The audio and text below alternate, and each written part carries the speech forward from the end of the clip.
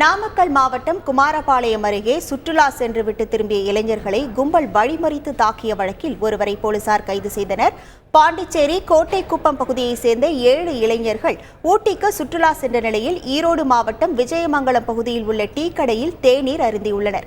அப்போது அங்கு உடன் தேநீர் அருந்திய சிலருடன் இளைஞர்களுக்கு தகராறு ஏற்பட்டதாகவும் இருதரப்பையும் அக்கம் பக்கத்தினர் சமாதானம் செய்து அனுப்பி வைத்ததாகவும் கூறப்படுகிறது. இந்த நிலையில் இளைஞர்களின் கார் நாமக்கல் மாவட்டம் குமாரபாளையம் வழியே செல்வதை அறிந்த அவர்கள் குமாரபாளையத்தை சேர்ந்த தங்களின் நண்பர்களுக்கு தகவல் தெரிவித்த நிலையில் காரில் சென்ற இளைஞர்களை 10க்கும் மேற்பட்ட கும்பல் வழிமறித்து தாக்கியுள்ளனர். இதில் இளைஞர்களின் கார் ஓட்டுநர் படுகாயமடைந்த நிலையில் அவரை மீட்டு மருத்துவமனையில் அனுமதித்த போலீசார் குமாரபாளையத்தை சேர்ந்த மணி என்பவரை கைது செய்து தீவிர விசாரணை நடத்தி வருகின்றனர். செய்திகளை உடனுக்குடன் தெரிந்து கொள்ள உடனே சப்ஸ்கிரைப் பண்ணுங்க.